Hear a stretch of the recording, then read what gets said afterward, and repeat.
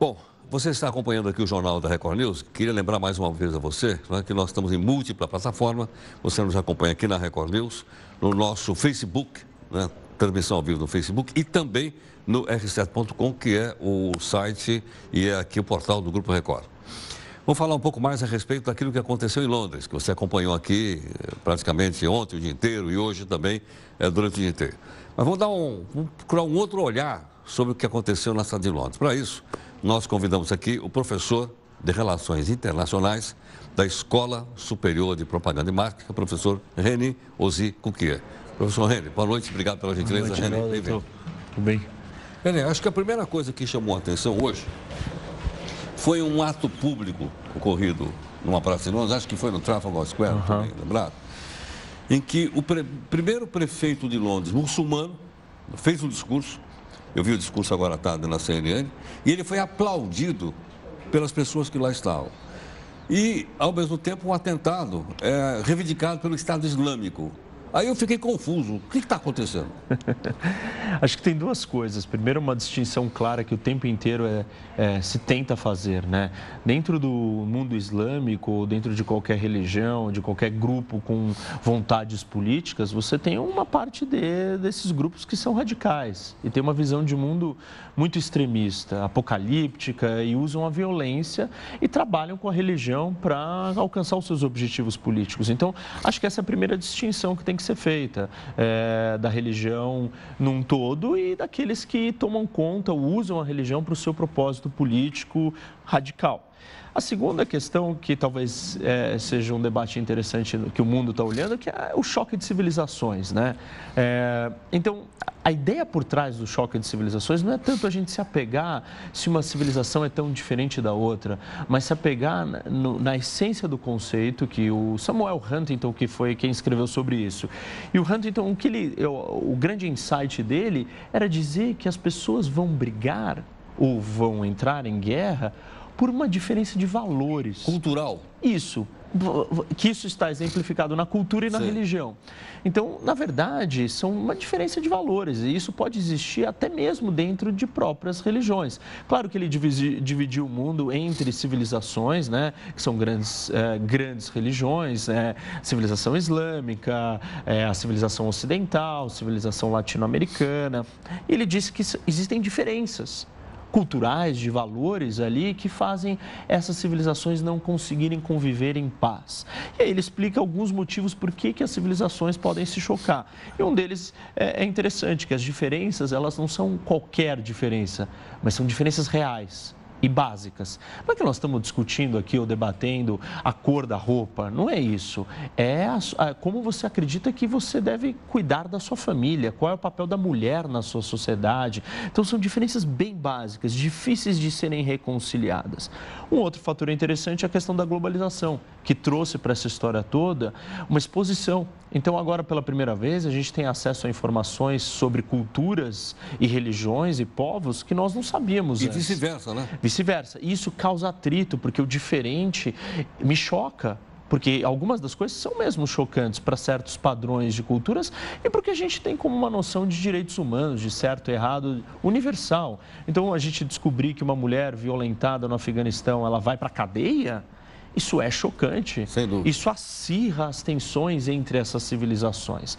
E um outro ponto interessante que ele coloca que é a questão que você pode ter dupla nacionalidade, mas você não pode ter dupla religião. E até as pessoas brincam, não, no Brasil pode. Pode fora do contexto institucional da religião. Agora, se você for na mesquita...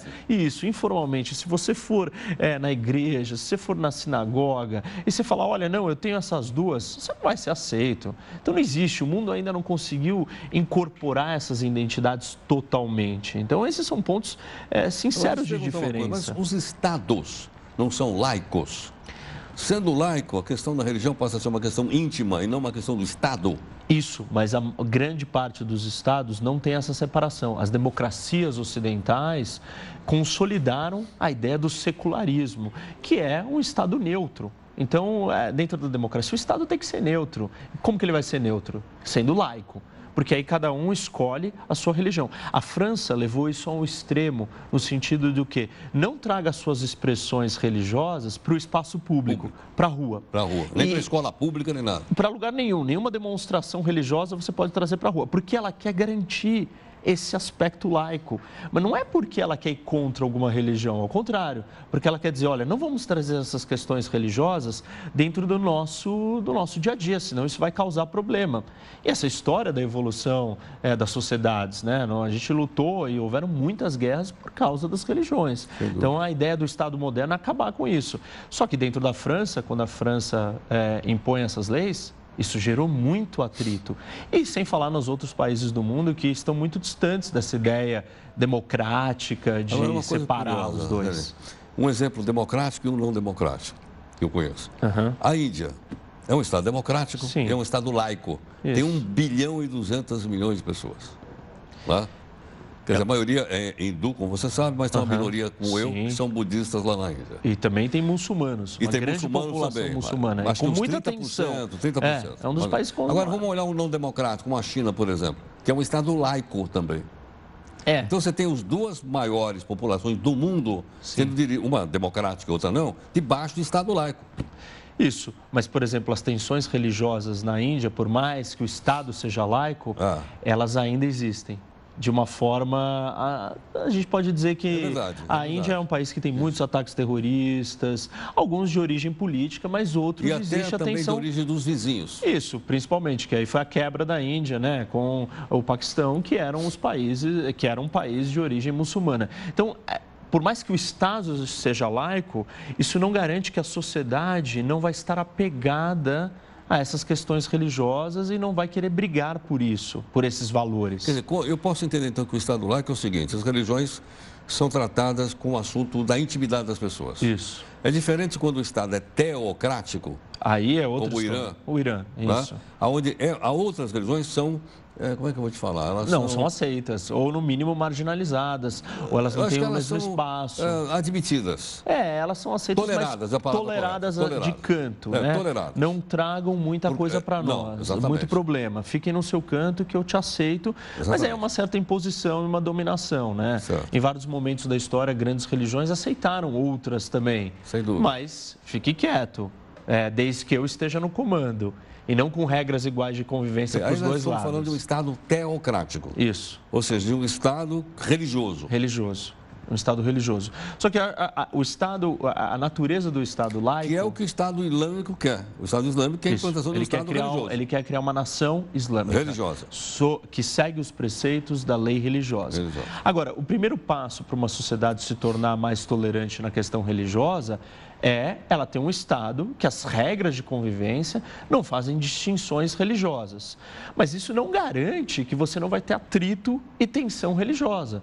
Porque a população é livre, a sociedade é livre para ter as suas percepções. Então, uma sociedade onde existe um discurso, né, muito fundamentalista, muito radical, mesmo o Estado sendo laico, você pode ter extremistas ali dentro. Que é isso que está acontecendo dentro da Europa, por exemplo. Você tem pessoas que vivem lá dentro, vivem dentro de uma democracia laica e mesmo assim estão radicalizados e atacam o próprio Estado. Mas geralmente são cooptadas por grupos externos. A impressão que se tem é essa. Não, são cooptadas, mas de uma certa forma... Apesar de já ter nascido lá... Foram expostas ao Estado laico. Sim. E aquilo não foi suficiente para mantê-las tolerantes. É claro, é um primeiro passo necessário. Dificilmente vamos ter uma sociedade assim sem na sua opinião, o fato, por exemplo, da Inglaterra, da França, da Espanha terem mandado tropas para o Iraque, quando teve aquela... Não foi aí que começou uma retaliação? Já que eu não posso invadir o seu país, eu vou mandar um lobo solitário lá para usar um caminhão e matar 80 pessoas? Essa teoria de que é uma retaliação, eu acho difícil, porque hoje o Estado Islâmico, ele ataca países que não estão envolvidos no combate na Síria ou no Iraque, ele ataca gente onde for, ele não faz essas distinções, ele quer chamar atenção. Então, acho que se você ir ou não ir, não é isso que impede de você ser um alvo. O que chama mais atenção, o que é mais importante para o Estado Islâmico, é países relevantes.